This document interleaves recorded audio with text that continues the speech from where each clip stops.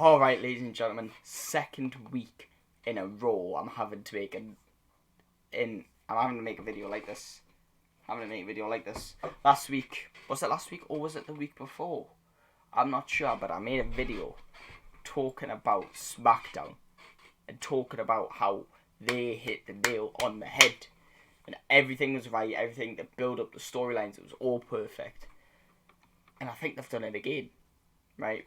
Let's talk something small at first, right? But it's not exactly small, because I got home from the Anthony Joshua fight, and I'm like, whoo, what a night. And then I just see a Twitter notification from Happy Punch Promotions. KSI gets RKO'd. I'm like, hold your horses, let me see this. Logan Paul came out in the ring with his belt, said, for the first time ever, WWE has its first ever center ring promotion, so they've obviously sponsored Prime, put the Prime in the middle of the ring, even though they didn't have it there the rest of the night. They said they were going to have it there from now on, but you know, it is what it is. Randy Orton, he brought out KSI because KSI was part of the Prime partnership, and obviously they're just trying to get clicks. Randy Orton comes out, tries to RKO Logan Paul after the beef that's building, and Logan Paul escapes the ring, only KSI doesn't go with him, and Randy Orton RKOs KSI. Now obviously it is just a cool cameo. It is just something that's kind of cool to see, but I'm going to hope this goes further because we know KSI's athletic and we know KSI could do something like this. I want to see KSI in the ring at WrestleMania. Now here's the build-up. Randy Orton, Kevin Owens, just, right, they both feuding with Logan Paul. Logan Paul robbed Kevin Owens at the Royal Rumble. Logan Paul robbed Randy Orton at Elimination Chamber. I think both these men want Logan Paul. Right, and Grayson Waller and Austin Theory, friends with Logan Paul, but Randy and Kevin Owens just beat them in a tag team match. One of two things can happen here. Either we get a Kevin Owens and Randy Orton tag team against Logan Paul and KSI at WrestleMania, which would be fucking cool, wouldn't it? Right, or because they want to defend the belt, they'll make Kevin and Randy compete. And either we have Kevin versus Logan in the rematch for the United States title, and we have KSI versus Randy Orton for RKO them, or we get Randy Orton versus Logan Paul for the United States title, and we get KSI versus Kevin Owens. I don't care either way. I like all four. KSI, I love him as a YouTuber. Randy Orton, love him as a wrestler. Kevin Owens, literally one of my favourites. Logan Paul, meh, but I like Logan Paul, and it's kind of cool he's got the belt. It's kind of cool what he's doing in WWE. The tag team match would be cool. Seeing Randy Orton win the United States title would be cool. Seeing Kevin Owens win the United States title would be cool. Seeing KSI in the ring, regardless who against, would be cool. You know what I mean? So that's pretty cool. It's pretty cool. I want to see that happen. But then out came the Bloodline. You know where this is going. Roman, Solo, Jimmy, Paul, The Rock.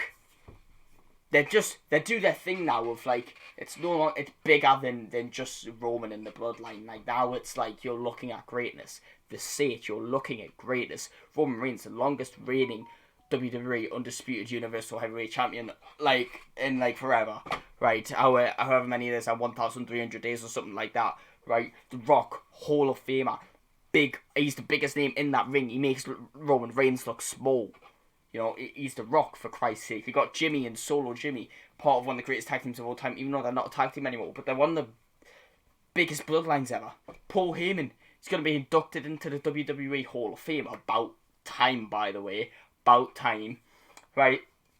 So they have this whole thing of you're looking at greatness now.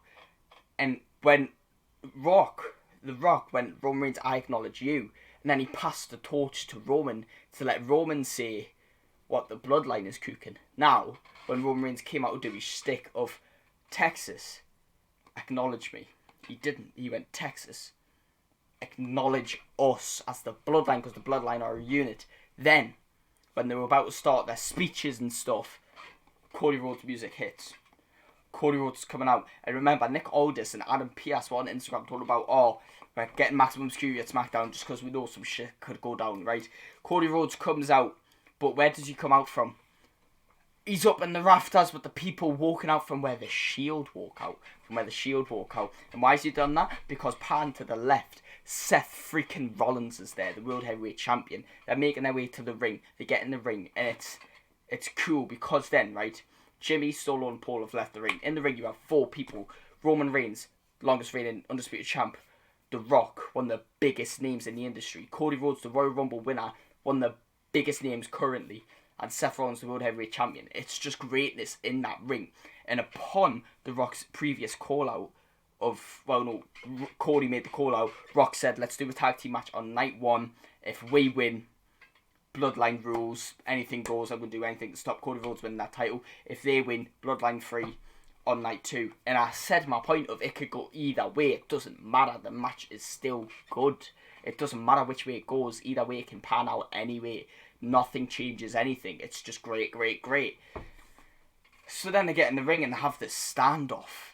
And it's cool because it goes from Cody tries to say something and he starts doing his shtick and The Rock shuts him down like, no, shut up, I've had enough of this. I'm breaking the 4th wall, I'm done, right?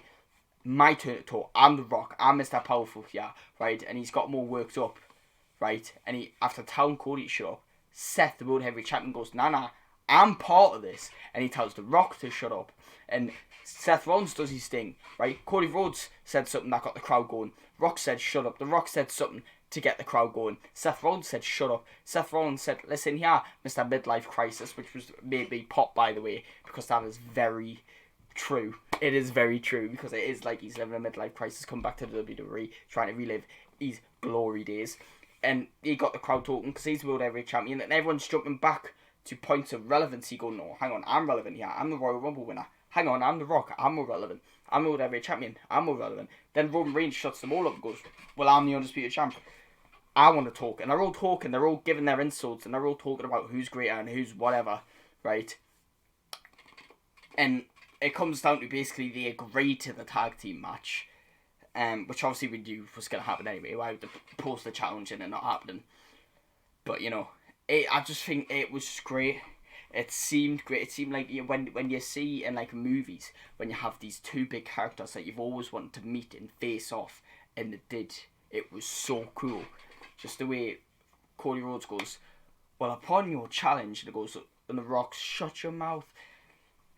Rock posts the challenge, whatever, we make the rules. And then Seth Rollins' chant that he made for Monday Night Raw, the Diarrhea Dwayne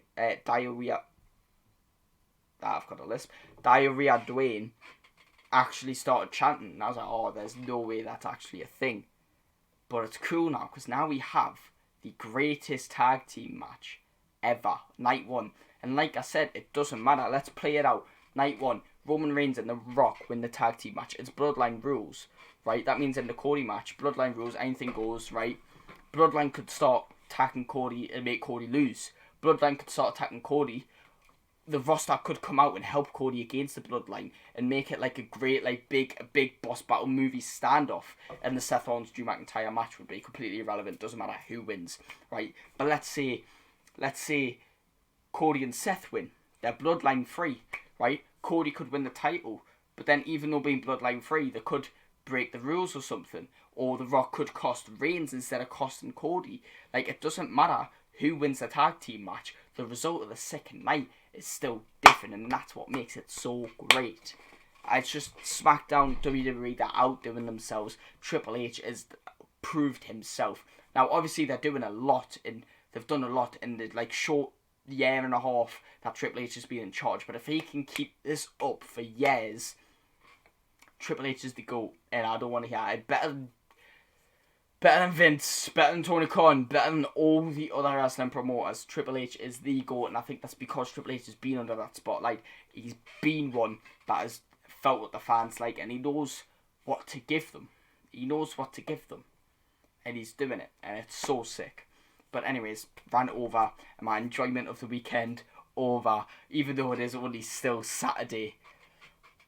Please bring more this weekend, because oh my god, it's been amazing. Thank you all so much for watching, and I'll see you in the next one. Goodbye.